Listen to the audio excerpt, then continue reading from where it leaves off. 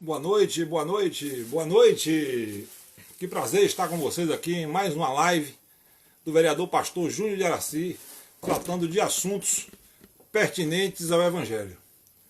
Estamos aqui agora, neste momento, aguardando nosso querido pastor Antônio. Já temos aqui nossa querida Rita Oliveira, já sintonizada junto com a gente, multimarca também. E as pessoas estão chegando na nossa live, abençoada. Nosso querido vereador André Rosas aí, já estou profetizando aqui sobre a vida de nosso amigo, grande André, Rafinha. Pessoal chegando aí na nossa live, estamos aguardando nosso querido pastor Antônio, nosso líder estadual de casais. Breve, o pastor Antônio vai estar aqui junto com a gente e a gente vai tratando de assuntos referentes à família.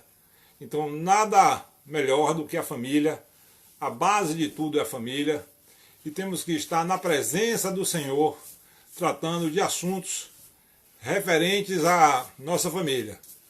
Então, já, um forte abraço aqui para meu querido Maran também, está aqui junto com a gente, esse grande vereador, ilustre vereador, participando junto com a gente da nossa live aqui. Então, temos aqui André Rosas, foi nosso líder de governo, temos Carla, multimarcas, Rita Oliveira, Rafaela, e o pessoal está chegando. O pessoal está chegando, G10 multimarcas, turma do Baba, e é isso aí. Daqui a pouco nós vamos ter aqui o nosso querido pastor Antônio, que vamos tratando de assuntos referente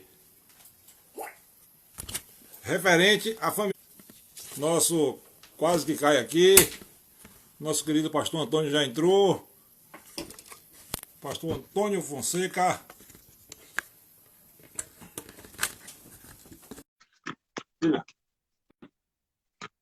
Segura aí. Isso. Pronto. Olá, pastor Júnior. Paz. Tudo bem? Tudo na santa paz do Senhor. Que prazer estar com o Senhor aqui nesta noite. Nós temos aqui também já, meu pastor, o nosso querido vereador Maran, está aí já na nossa live, nosso ex-líder de governo, subsecretário de saúde do nosso município, o André Rosas, está aí junto com a gente também. Estamos a turma do Baba de Feira de Santana. Então, temos aqui gente de peso aqui para escutar alguém que é de peso, que é o nosso querido pastor Antônio. Referência na nossa vida de casais. Eu queria que o senhor se apresentasse aí, pastor Antônio. Bem, gente, primeiramente eu quero agradecer ao pastor Júnior pelo convite que foi formulado à minha pessoa para participar dessa live. Sinto-me honrado. Para quem não me conhece, eu sou pastor titular da Igreja do Evangelho Quadrangular, do bairro de São Cristóvão, em Salvador. Também sou superintendente da região 991, São Cristóvão, onde abarcamos ou temos igrejas em alguns bairros e até mesmo aí na cidade de Camaçari. Trabalhamos com casais há aproximadamente 20 anos. Começamos lá na igreja sede estadual do nosso querido pastor Valdemar, presidente, e como coordenadores estamos há aproximadamente 20 anos coordenando o trabalho aqui na Bahia. Eu, juntamente com minha esposa, a pastora Marília. Tenho outras credenciais, podemos chamar assim, né? Durante aproximadamente 10 anos fui auditor de banco, na área de agências, na área de informática. Tenho formação, como é que eu poderia colocar aqui, na área de processos gerenciais, pós-graduação em gestão de pessoas, enfim, algumas coisinhas, né? E escritor de alguns livros, alguns até o pastor Júnior já me deu o privilégio de ter, e com certeza deve estar lá na sua estante. Então, são algumas coisas que a gente tem feito, Deus tem nos abençoado, mas eu quero concluir essa apresentação dizendo que tudo foi feito por meio de Jesus e sem Ele, nada do que foi feito se fez. Mas estamos aqui para bater um papo, independente dos títulos, né? Eu sempre digo que acima dos títulos ou além dos títulos, mais importante são as responsabilidades que a gente tem e o impacto que a gente pode fazer na vida de uma pessoa no sentido de influenciar positivamente. Isso serve para os religiosos, serve para os políticos, serve para as pessoas na área econômica, enfim, mais do que qualquer título, né? Ser cristão, ter um coração conforme o coração de Deus é o maior de todos os títulos que a gente deve almejar. Amém. Pastor, nós tivemos o privilégio do senhor estar aqui junto conosco no grande evento que realizamos aqui na cidade, na Câmara de Vereadores, onde o senhor foi o nosso coordenador. Isso, foi uma noite muito especial, né?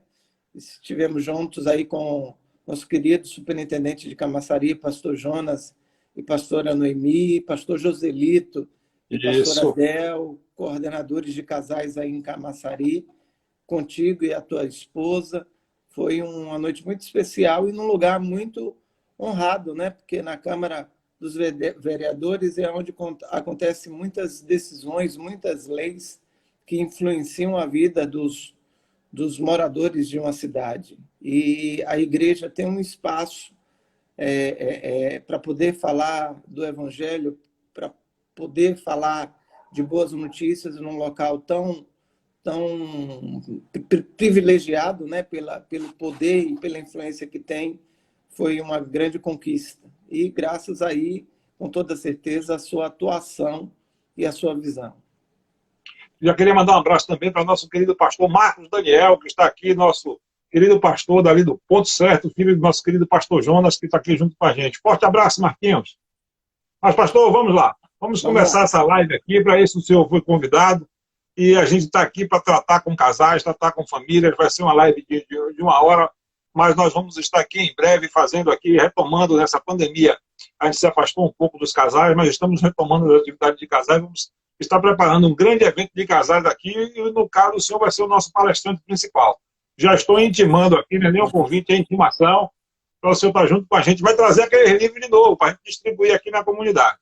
Mas eu vou à primeira pergunta, pastor. Pastor, para o senhor, quais são os desafios da família cristã nos dias de hoje?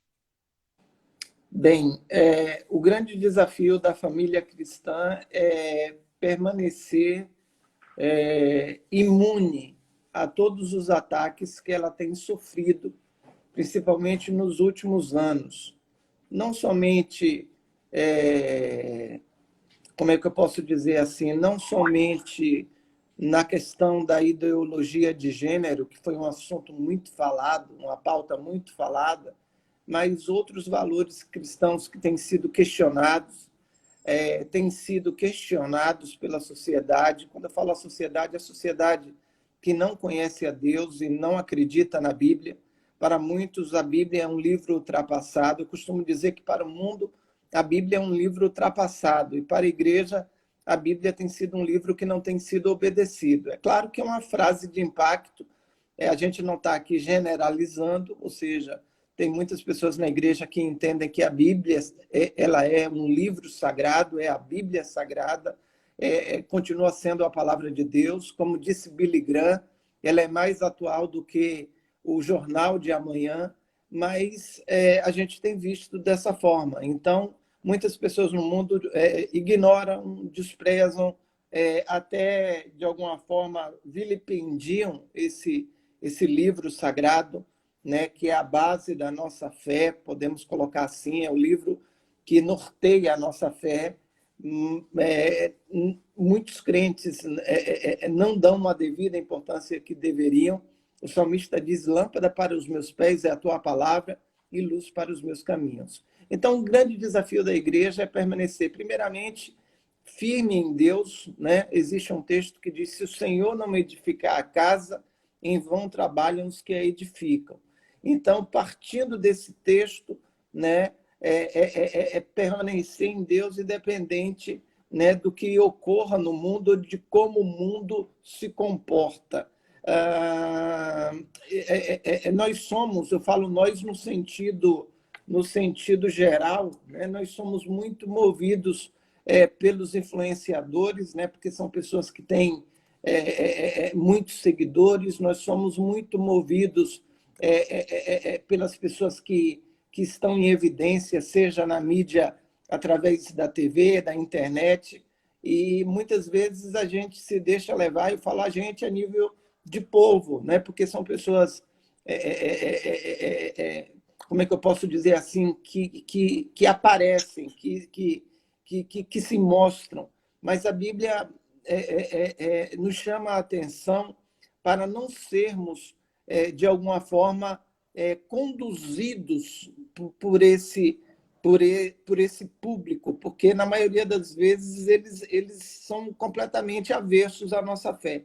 Tem o Salmo 1, pastor Júnior, eu sempre gosto de citar ele, porque ele é considerado o Salmo da felicidade. Aliás, o livro dos Salmos, na grande maioria, é um livro que sempre contrasta a figura do justo com a figura do ímpio. Quando eu falo justo aqui, eu não estou falando daquele que é perfeito, né? Porque, na realidade, a Bíblia diz que Deus procurou e não encontrou um justo sequer. Mas, na narrativa do livro de Salmo, o justo é aquele que busca acertar, que busca servir a Deus, que busca ter uma vida comprometida com os valores de Deus. E o Salmo 1 começa dizendo: bem-aventurado é uma expressão que significa mais do que feliz, é o homem que não anda segundo o conselho dos ímpios, nem se detém no caminho dos pecadores, nem se assenta na roda dos escarnecedores, antes tem o seu prazer na lei do Senhor e na sua lei medita de dia e de noite. Então, o grande desafio da família é permanecer íntegra com relação aos seus valores cristãos, acreditando na palavra de Deus, que é a nossa régua, que é a nossa constituição espiritual, e com certeza, né, continuar crendo em Deus como ele sendo, né, o soberano, todo-poderoso, e acreditando que a sua palavra não se expira, muito pelo contrário, ela permanece atual. Eu quero fechar a sua pergunta, ou se o senhor quiser acrescentar ou perguntar alguma coisa dentro disso, pode ficar à vontade, mas eu quero usar uma palavra muito interessante que foi do Josué, o Josué que sucedeu Moisés. Ele disse assim, mais ou menos, né? Eu estou trazendo aqui uma tradução bem prática. Ele diz assim: eu não sei vocês, mas eu e minha família serviremos ao Senhor. Então, essa deve ser a nossa postura nesse mundo. Quero fechar com um texto, a tua pergunta, que está lá no livro de Romanos 12, versículo 2, que diz assim: não vos conformeis com este mundo. O que é o conformar? Algumas traduções dizem assim: ó, não vos moldeis, ou seja, não entre no molde desse mundo, mas transformai-vos pela renovação da vossa mente. Essa palavra no grego é metanoia, para que experimenteis qual seja a boa, perfeita e agradável vontade de Deus. Então, se a gente deixar, né, o mundo tenta formar um molde, uma caixinha, e tenta nos colocar dentro. E a palavra de Deus, né, como eu já disse, usando as palavras do pastor Billy Graham, que ela é mais atual do que o Jornal de Amanhã, sabendo disso, já orientou aos cristãos primitivos, dizendo assim: ó, não vos conformeis. Não é só um conformar no sentido da atitude passiva, mas nos coloca numa atitude ativa, como não vos conformeis com este mundo, ou seja, tome a atitude, como diz a Ludmila Ferber, né? Tome a decisão de não entrar no molde desse mundo. E o mundo tenta, né, um dia desses eu ouvi uma expressão, me parece que foi atribuída até um juiz, né? Precisamos editar a nossa sociedade, precisamos editar o Brasil, e às vezes nessas edições, né, eles querem colocar coisas que vão de encontro à fé cristã, aos valores cristãos, e a gente precisa ter uma postura ativa, lembrando que cristianismo, né, o cristianismo verdadeiro, ele não é apático. Tanto é que Jesus nos colocou como luz, né? Nos considerou dessa maneira, nos colocou como sal da terra. Então, são elementos que, quando chegam, fazem a diferença. Então, a partir desse momento, né, precisamos compreender que a família cristã, ela precisa entender o propósito de Deus para ela, né, como representante do reino e, ao mesmo tempo, como uma família missionária, né? Ou seja, não somente eu, né? Mas eu preciso trabalhar para que outras famílias sejam alcançadas por essa boa mensagem, né? O senhor falou aí de pandemia, de Covid, né? O Brasil está chegou, né?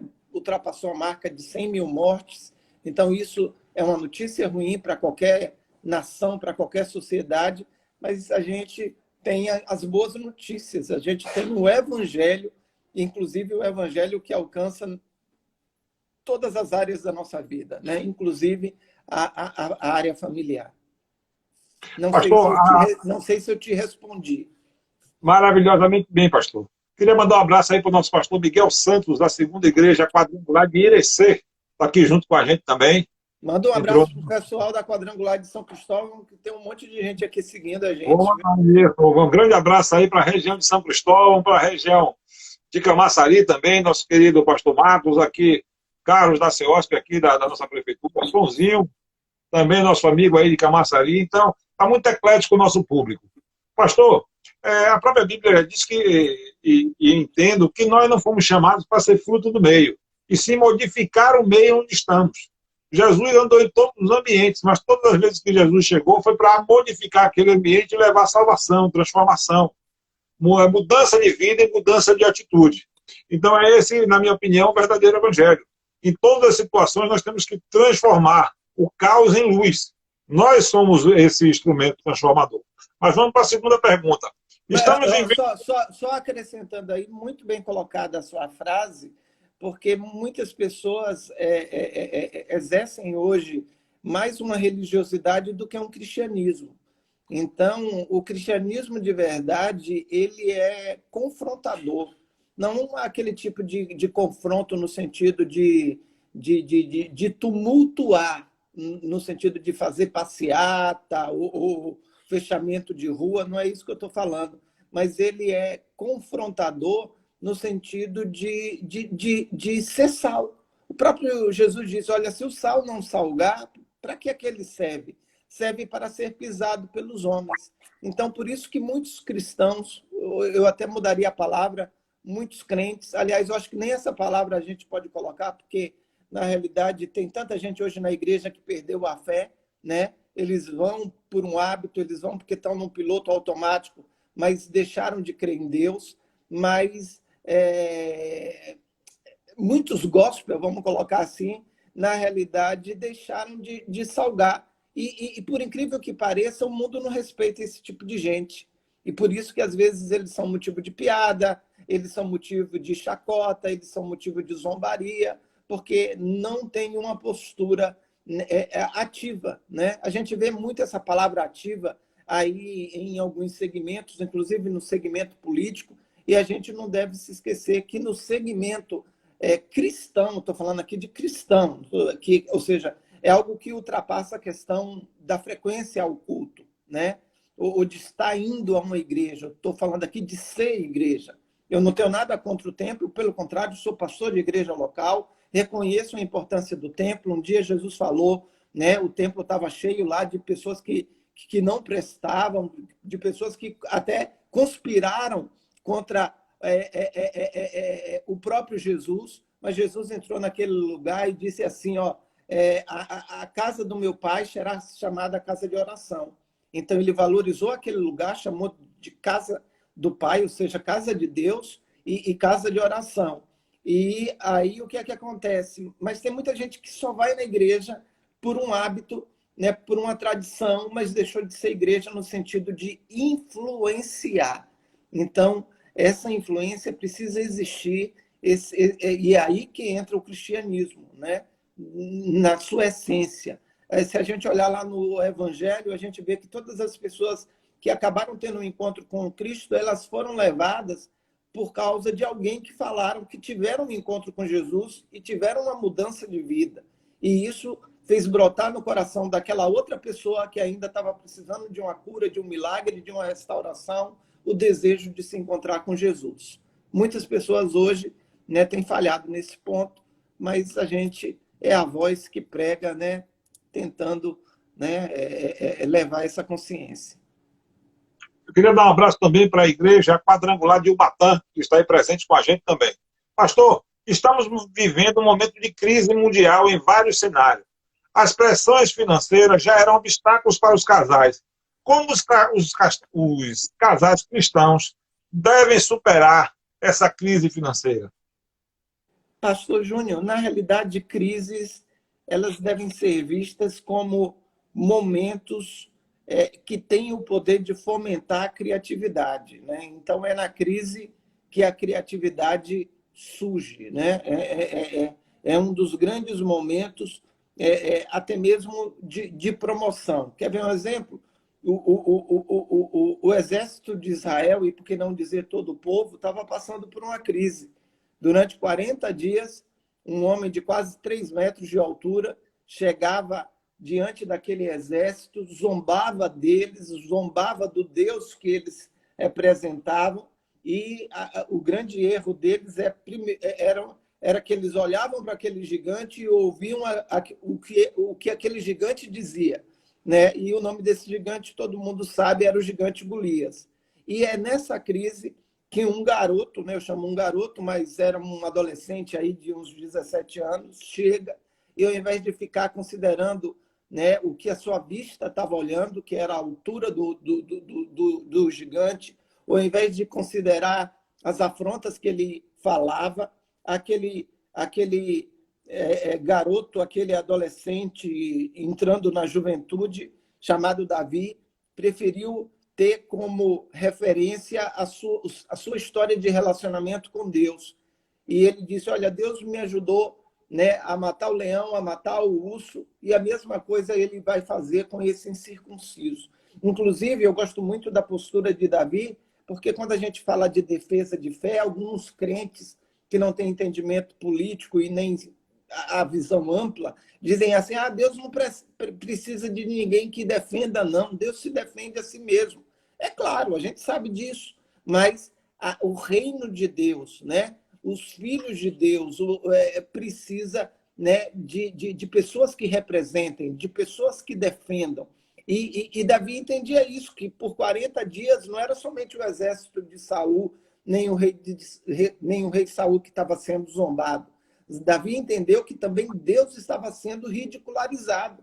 E ele diz, quem é esse incircunciso para afrontar o exército do Deus vivo? E ele se coloca na disposição de lutar. O que a gente tem visto hoje muito, né? Porque a gente vê os números lá, é uma quantidade de não sei quantos cristãos que a gente tem no Brasil, isso e aquilo. Mas quantos lutam de verdade? Quantos são ativos de verdade? Tem alguns que são 007, né? Eu costumo dizer assim, são agentes secretos, ninguém sabe que ele tem uma fé cristã. Outros se escondem até nas redes sociais, não tem nada que os identifique como um servo de Deus. Às vezes o nome de Deus está sendo zombado, ridicularizado, e para tentar trazer um sossego falso interiormente, diz assim, mas Deus não precisa de ninguém que defenda.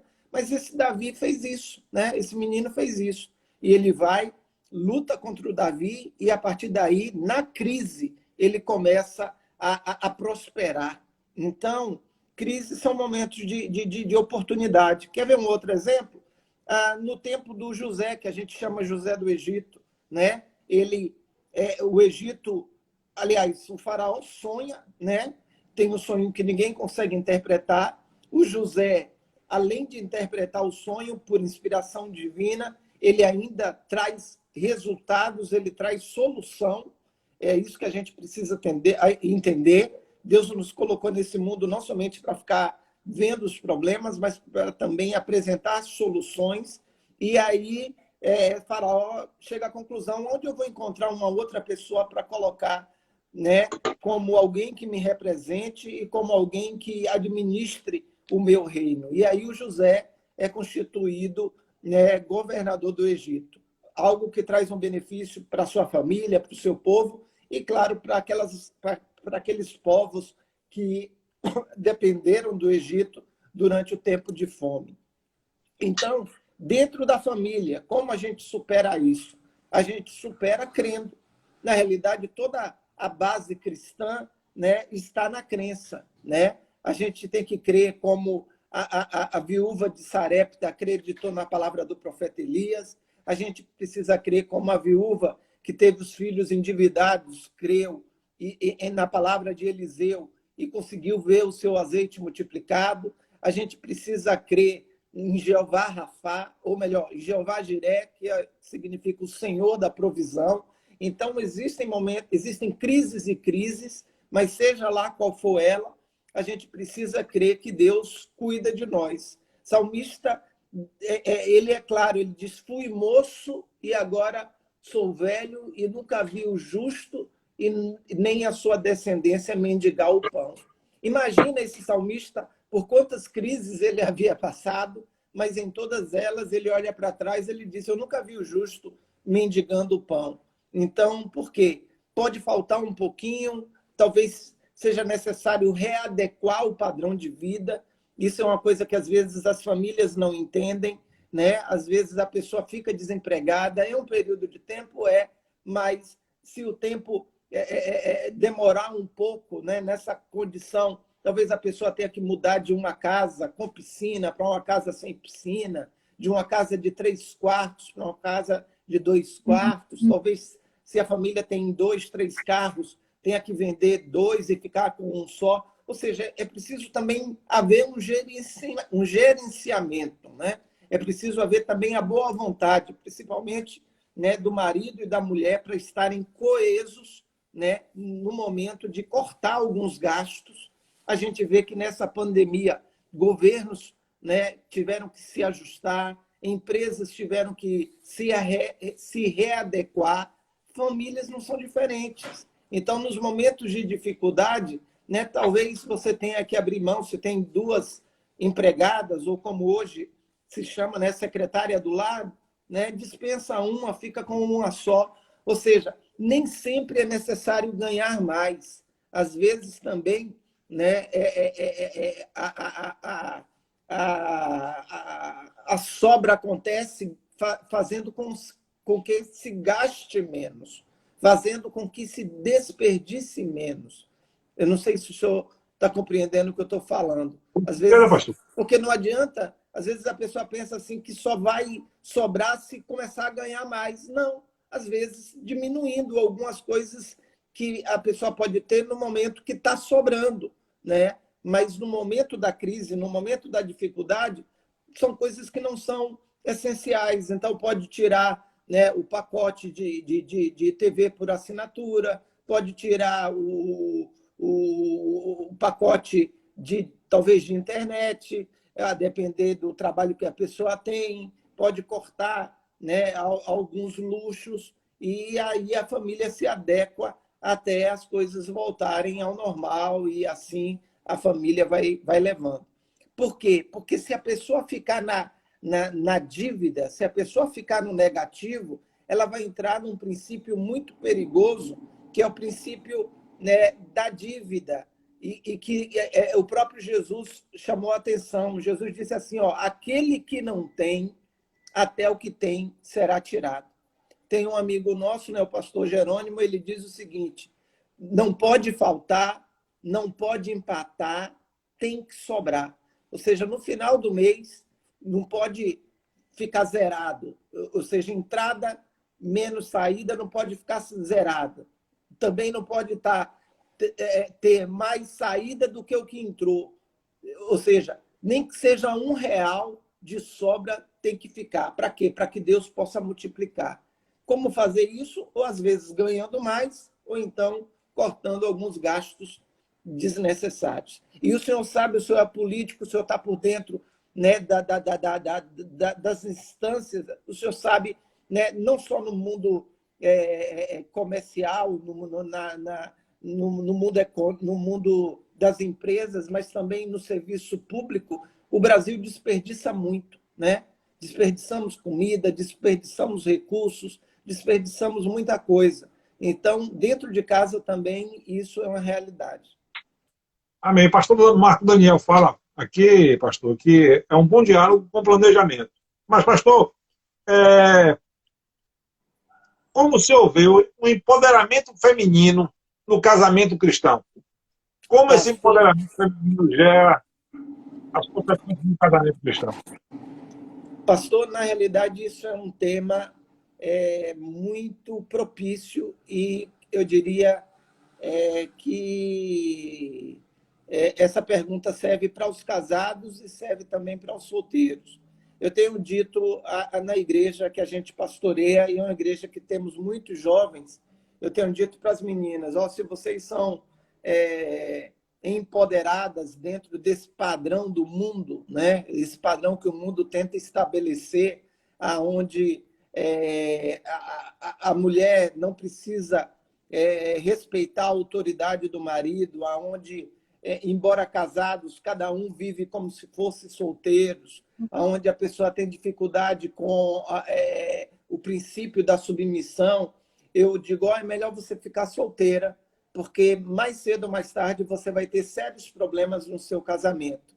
Eu não estou querendo aqui dizer que, né, o marido ele é um déspota, ou tem que ser um déspota, ou seja, um homem cruel, e isso é um direito do marido. Não. Pelo contrário, às vezes as pessoas, por não lerem a Bíblia, entendem errado. Um dia Jesus disse, vocês erram porque não conhecem as Escrituras.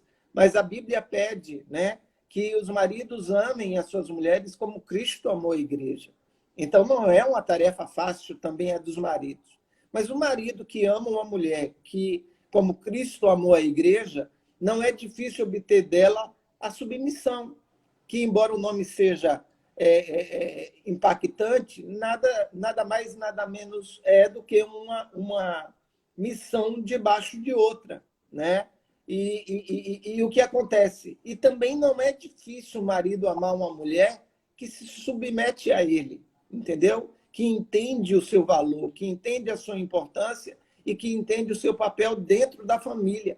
Em toda e qualquer ajuntamento onde tem duas ou mais pessoas, é necessário a figura de um cabeça, de alguém que lidere, de alguém que diga é por aqui. A própria Bíblia diz, como andarão dois juntos se não há concordância? E esse papel Deus atribuiu ao homem. É claro que em alguns lares, né, esse homem está com a sua autoestima ou com a sua consciência tão destruída, às vezes pela bebida, pelas drogas, que ele nem consegue atuar e, às vezes, a mulher tem que tomar a frente. Mas no projeto original de Deus, aí é que a gente tem que ver se a gente vai falar com base na Bíblia, né, ou se a gente vai falar com base em revistas. Mas se a gente for falar com base na Bíblia, no projeto original de Deus, é que o homem tivesse a competência de conduzir a sua família, de ser uma palavra, né, sábia, sensata, que ele pudesse exercer os 3 papéis. Eu sempre falo isso quando nós celebramos casamento, que é o papel de rei, não no sentido de se sentar num trono e estar ditando ordens, mas não aquele rei déspota, mas no sentido de alguém que governa com amor. O papel de sacerdote, aquele que leva a necessidade do seu povo, no caso, a família, até Deus.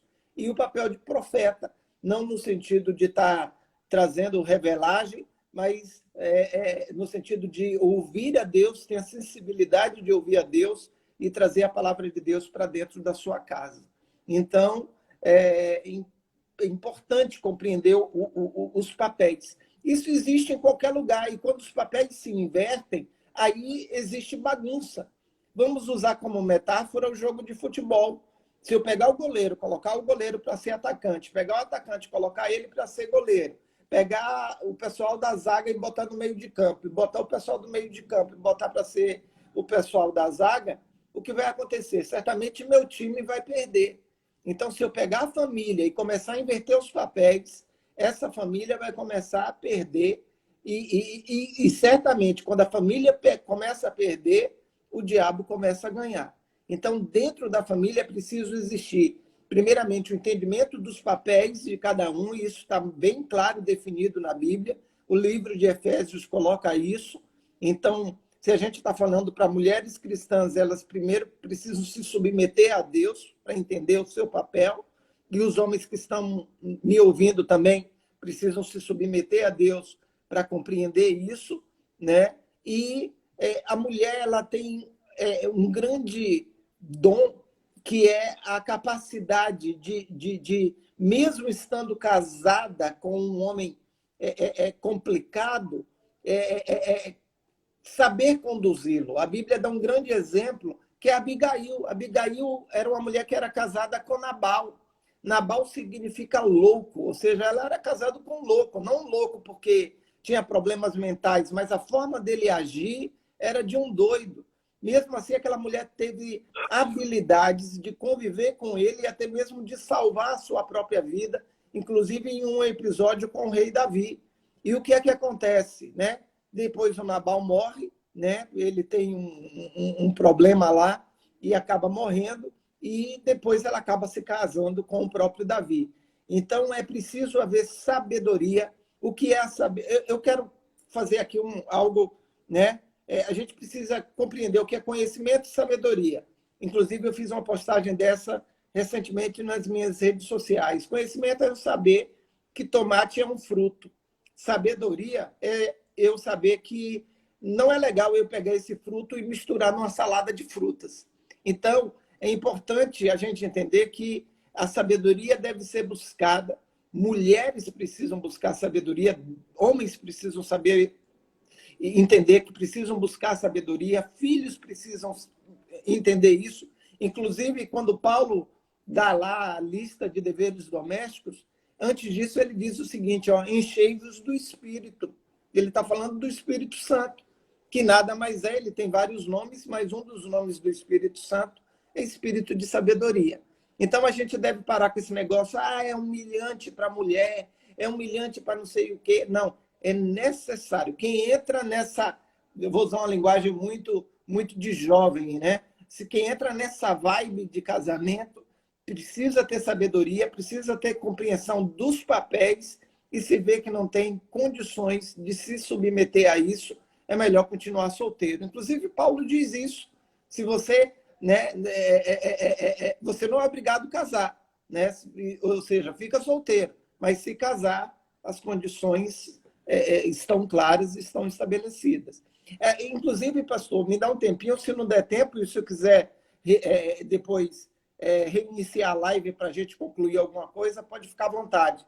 Inclusive, a palavra cônjuge, a gente usa muito em casamento, é uma palavra que vem do latim, que significa conjugo.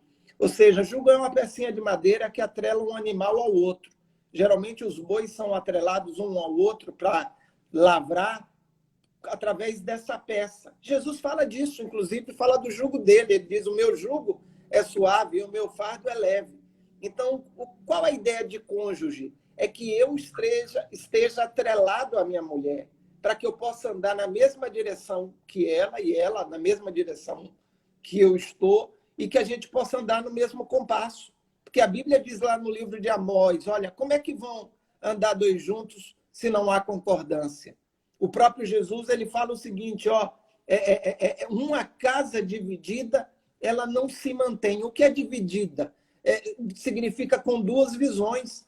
Não tem como um casamento dar certo quando o marido quer ir para o norte e quando a mulher quer ir para o sul. Eu não estou falando aqui de coisas bobas, quando a mulher gosta de açúcar e o marido de sal, quando a mulher gosta do vermelho e o marido do azul. Eu estou falando aqui de decisões importantes aonde não existe coesão. Então, é por isso, isso daqui não é uma palavra para casados, mas para solteiros.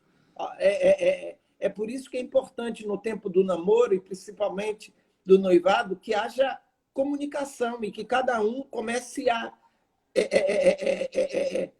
falar o que pensa, ser transparente no sentido dos projetos, para ver se há verdadeiramente, né, possibilidade de um casamento exitoso. Porque muitas pessoas começam a se descobrir depois do casamento. No mundo, como é que acontece hoje no mundo? Primeiro vai para a cama, depois descobre o nome da pessoa, se der tempo, se a pessoa não sair de manhã cedo sem sequer ter dito o nome, e aí depois se termina em separação. E aí, né, parece que tudo fica bem, mas às vezes fica um rastro de um filho, ou de um aborto, ou de uma doença sexualmente transmissível, às vezes até uma AIDS. O propósito de Deus é inverso, é que a gente se conheça primeiro, para que a gente possa não terminar na cama, mas que a cama seja o ápice, né, do prazer, da satisfação, né, do orgasmo, enfim, dessas coisas que não é pecado, viu, gente? Às vezes tem crente que pode pensar que isso seja pecado ou coisa do diabo. Expliquei, respondi aos... Um abraço aqui para o nosso querido pastor Maurício, da Ataque Petrópolis, que entrou, Paloma, Verônica, Luciana, Nete, Carla, e assim o pessoal entrando na nossa live. Pastor,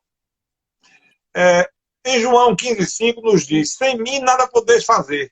Os casais estão esquecendo de trazer para a relação, para a família, o Espírito Santo de Deus, pastor. Como o senhor vê isso? Infelizmente, sim, né?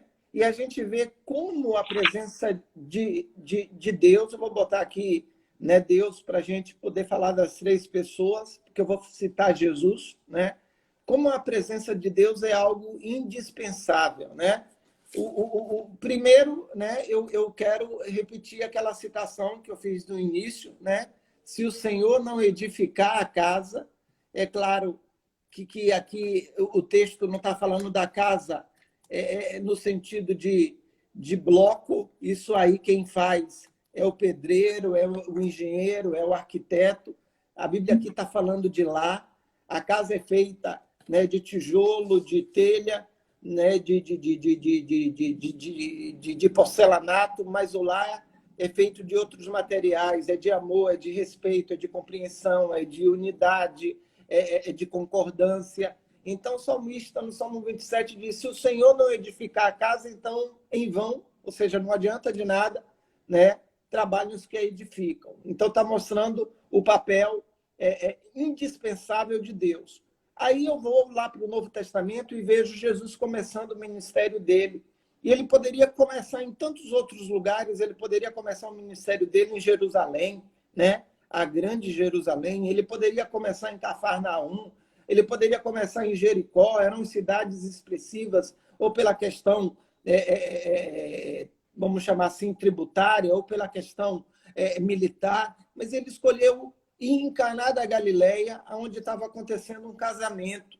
E ali, naquele casamento, ele opera o seu primeiro milagre, né? Transformando água em vinho. E o que me chama a atenção, primeiro, é a valorização que Jesus deu ao evento, ou seja, a cerimônia de casamento. Segundo, o seu interesse em não deixar aqueles nubentes, né, frustrados, porque eles tinham tudo para ter uma noite vergonhosa, né, porque seria uma noite triste, sem celebração, sem vinho, sem alegria, e Jesus ele teve esse cuidado. Então, isso demonstra que o desejo de Deus é que nós não passemos vergonha. O desejo de Deus é que nós não tenhamos o nosso casamento frustrado, seja no início, no meio ou lá no final, na velhice, né? Tem um texto, né, que eu quero recitar para vocês que estão nos acompanhando, rapidinho,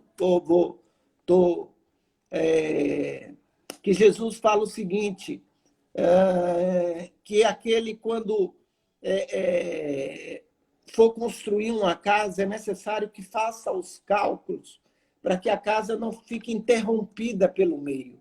Vamos trazer isso para um outro ângulo, né?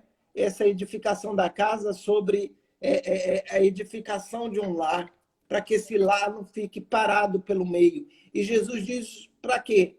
Para que as pessoas que passem depois não zombem, para que a pessoa que começou aquela obra não passe vergonha. Então, todo lar, quando se destrói, é uma vergonha. É algo que não somente é vergonhoso, mas é algo também que traz feridas na alma, né? Então, Jesus ele diz, olha, antes de construir uma casa, faz os cálculos para ver se tem material suficiente, se tem condições de edificar, né, até o final. Por isso que eu digo, quero voltar àquela sua pergunta sobre as empoderadas de hoje em dia, né, que é necessário fazer os cálculos, porque se a mulher vê que ela não está disposta a entrar em acordo com o marido, a prestar contas, né? Aonde está e para onde vai. Porque isso, hoje em dia, para o mundo, é um absurdo, né? Para o mundo, isso soa como humilhação. Mas isso é algo que faz parte do casamento. Porque a vida de solteiro, já diz, é uma vida de quem está solto, né? Quando eu era solteiro, eu estava solto, não tinha que dar satisfação para ninguém. No máximo, eu falava para os meus pais, olha, eu vou ali, eu vou chegar a tal hora, eu tenho tal programação. Mas hoje que eu sou casado, a minha mulher sabe para onde eu estou indo. Ah, vou para a academia, vou jogar tênis. É, claro, quando estava tudo aberto, né? Eu estou indo para a igreja, ela também me diz para onde está indo, eu estou indo para o salão, estou indo para tal lugar, estou indo para o mercado. Por quê? Porque isso é uma vida compartilhada. Se um funcionário não sai da empresa sem dar satisfação para o chefe, olha, chefe, eu preciso sair hoje mais cedo porque eu tenho que ir no médico. Eu preciso sair hoje mais cedo porque tem uma reunião de pais e filhos na escola, né, do meu filho. Por que não ter esse tipo de comunicação dentro do casamento? Como diz o Dr. Mike Murdock, a separação começa com segredos, né? Então, a partir do momento que no casamento começa a existir segredos, o casamento começou a entrar numa rota perigosa de destruição. Então, a presença de Jesus dentro do lar só é possível se ele estiver dentro da vida de cada pessoa. Porque se Jesus estiver dentro da vida de cada pessoa, essa pessoa vai ser transformada. Jesus ele só entra dentro do lar se ele estiver dentro da vida de alguém, né? E ele precisa, né, ter espaço, né? Enquanto o diabo é um ladrão que entra arrombando, Jesus é um gentleman, o Espírito Santo é um gentleman, é um cavalheiro. Ele só atua, ele só interfere no bom sentido se ele for convidado. Então, a gente precisa convidar Jesus para estar dentro de nós, né? E, ao mesmo tempo, ele estando dentro de nós, ele vai estar dentro do nosso lar, dentro da nossa casa. E dizendo uma coisa, ó, se Jesus estiver dentro da sua vida e dentro da sua casa, os vizinhos vão logo perceber. Porque lá na vida de Obed-Edom, quando a arca da aliança ficou na casa dele por 3 meses, todo mundo percebeu que as coisas mudaram. Então, tem muita gente que a vizinhança ainda não descobriu que as coisas mudaram, nem a família, nem os parentes, nem os colegas de trabalho, de escola, de faculdade, porque, na realidade, ele só entrou na igreja, mas Jesus não entrou na vida dessa pessoa.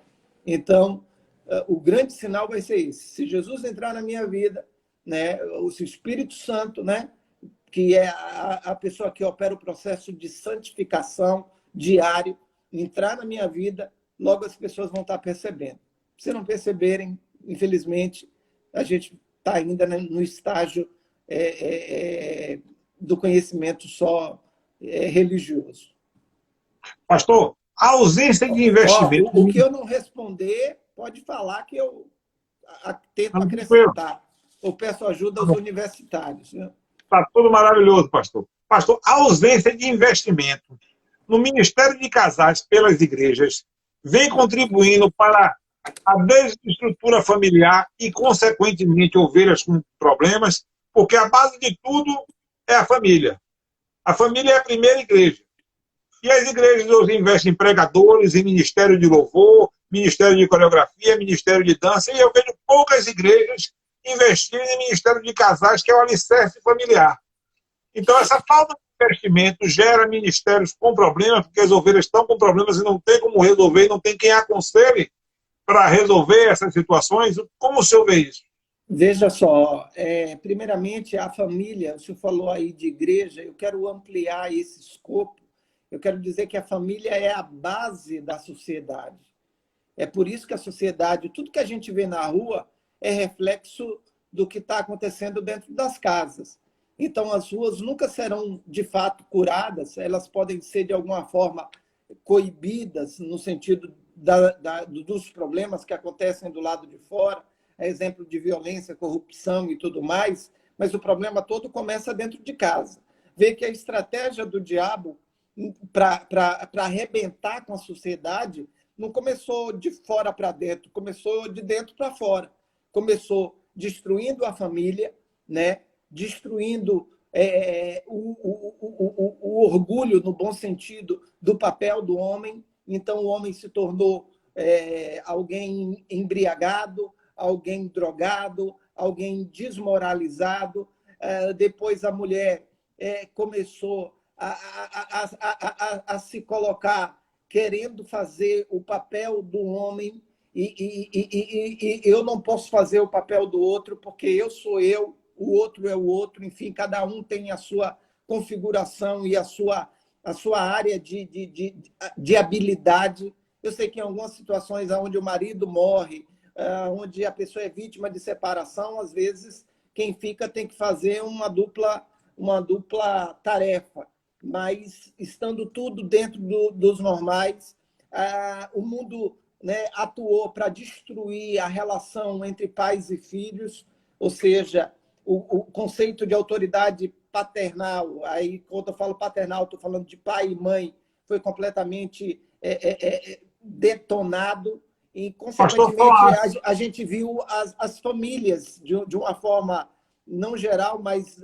ampliada, sendo destruídas. Então, só para ter ideia dessa destruição, hoje, dados, se eu não estou enganado, da revista Veja, de 2017. É claro que esses dados devem ser piores hoje. Só um... Que perguntaram aqui qual seria esse investimento no Ministério de Casais. Assim, para a gente... Então, se eu chegar lá questionando aqui. Só para ter ideia da gravidade do problema, hoje, um terço, dados, se eu não estou enganado, de 2017, um terço dos casamentos terminam em divórcio. Ou seja, de cada 100, pelo menos 33 se acabam. A questão, a gente começa a ver, o problema que antes a gente dizia assim, é lá no mundo, hoje está entrando para dentro das portas da igreja. Então, a gente vê líderes espirituais ou religiosos se separando, a gente vê membros se separando, a gente vê artistas, vamos chamar assim, gospel, famosos se separando. Então, aquilo que antes era uma rara exceção, começou a se tornar um hábito. Então, a igreja precisa compreender o seguinte, ela tem um papel de atuar, porque somente ela conhece o Deus, que o salmista diz que se ele não edificar a casa, em vão trabalham os que a edificam, e somente ela tem a palavra, que é capaz de transformar.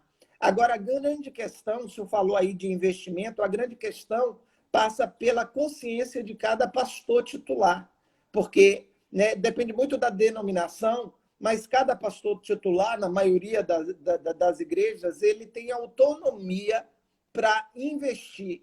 E eu costumo dizer o seguinte, você vai ver aquilo que é importante na sua vida com base naquilo que você ou gasta tempo ou investe dinheiro. Então, veja aonde você passa a maior parte do tempo. Isso vai ser um grande sinal do que é importante para você. Veja naquilo que você investe. Isso é um grande sinal do que é importante para você. Olha na igreja, naquilo que é investido. Isso vai ser um grande sinal o que é importante naquele ministério.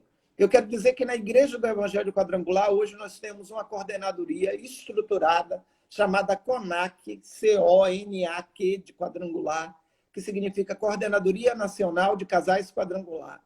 Nós temos ferramentas para trabalhar com casais. Nós temos revistas que custa, pastor, acredite, R$5. Tem sorvetes, tem picolés aí sendo vendidos muito mais caros do que isso. Então, hoje, uma igreja ou um crente não compra esse material se ele não quiser. Um pastor, né, ele começa a estruturar o seu trabalho com casais, primeiro compreendendo que ele não pode ser tudo na igreja. O maior erro ministerial, talvez um dia a gente faz uma live, né, falando sobre questões ministeriais, mas é o pastor querer ser tudo. O pastor ele não pode querer cobrar escanteio, cabecear a bola e ainda ir para a plateia, lá para a arquibancada aplaudir. Ele precisa entender que o corpo de Cristo, a igreja, é feita com pessoas. e que não serão pessoas perfeitas, assim como o pastor não é perfeito, mas é feito com pessoas desejosas. Se a gente olhar para os discípulos de Jesus, eles não eram perfeitos, mas foram pessoas desejosas de segui-lo, foram pessoas dispostas. Davi não era o campeão de Israel de tiro ao alvo com funda, mas foi o cara disposto a ir lá e lutar. Então a gente precisa começar a escolha das nossas lideranças, não pelos certificados que as pessoas têm, mas pela característica, pelas duas virtudes. Você, primeiro, né, você ama a Deus, foi isso que Jesus perguntou para Pedro, inclusive depois de Pedro negar. Inclusive, é Jesus que marca o encontro com Pedro, né? Fala lá que eu quero ter um encontro com Pedro. E aí Jesus pergunta a Pedro, Pedro, tu me amas? Jesus pergunta 3 vezes. No português, a tradução parece que Jesus está perguntando a mesma coisa e Pedro respondendo a mesma coisa. Mas se a gente olhar no grego, Pedro dá 2 respostas evasivas primeiro, até porque ele estava constrangido. Ele tinha prometido a Jesus, vou usar uma expressão bem coloquial, mundos e fundos, e tinha falhado. Ele estava sem jeito de dizer, né? Mas quando Jesus insiste, Pedro chega e diz: Senhor, tu sabes que eu te amo. Jesus diz: então apacenta as minhas ovelhas. Jesus não quis saber: Pedro, você tem dinheiro para alugar um salão? Qual é o teu curso, Pedro? Tu é PhD em quê? Você fala quantos idiomas? Como é que está a tua rede digital, tua rede social? Não, Jesus pergunta: você me ama? Então apacenta as minhas ovelhas. E ali tem uma disposição. Todas as pessoas que Jesus foi chamando tiveram disposição de ir largando. Os que não tiveram disposição ficaram lá para trás. Então, às vezes, o pastor quer um anjo dentro da igreja. Ele não vai achar nunca esse anjo. Então, ele vai achar sempre um casal falho, mas um casal que quer acertar. Muitos pastores falam comigo, eu vou usar uma palavra muito contundente, mas não tem outra palavra, é uma grande mentira, porque se isso for verdade, não existe igreja. Tem pastor que diz: pastor, eu não tenho nenhum casal na minha igreja para assumir o trabalho. Mentira. Se não tem nenhum casal, não tem nem igreja. Porque é impossível ter uma igreja que não tem casal. Ou então, é só um grupo de criança que está ali funcionando.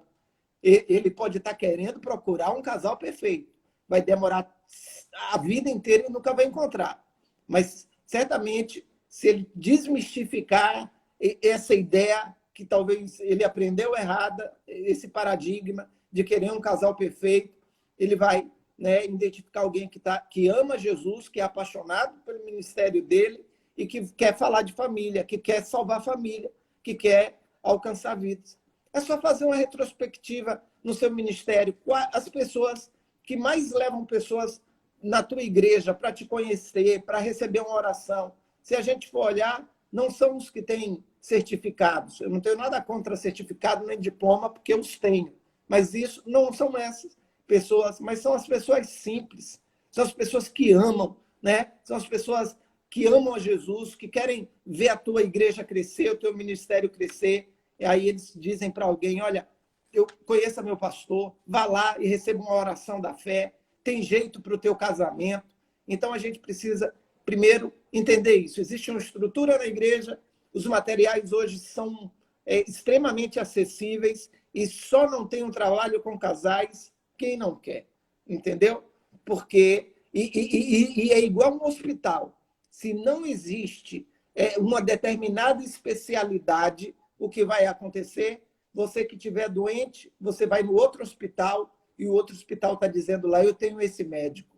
E aí muitos pastores, às vezes, vai estar perdendo membresia ou alguém que poderia ser membro da igreja simplesmente por uma incompetência administrativa de não ocupar, porque alguns pastores pensam que grupo missionário é só coisa para ocupar tempo na igreja ou a caixinha da igreja, mas é algo necessário para que a igreja tenha diversidade de ministérios. Pastor, eu quero agradecer ao senhor. Já temos aqui agora mais 30 segundos para os agradecimentos finais. Agradecer ao senhor e vai ficar o gostinho de quero mais, que a gente vai marcar uma outra live aqui com o senhor para a gente estar aqui discorrendo sobre o assunto. E quero parabenizar o senhor por essa live maravilhosa, essa live que foi assim muito esclarecedora, abriu a mente de muitos membros nossos, e que Jesus continue te abençoando 10 segundos. Amém. Peço ao pessoal, né, que puder, me acompanhe pelo meu Instagram, Rev, de Reverendo Antônio Fonseca. Vai ser uma honra, tem mais de 3.000 publicações muito boas para abençoar a sua vida. Obrigado.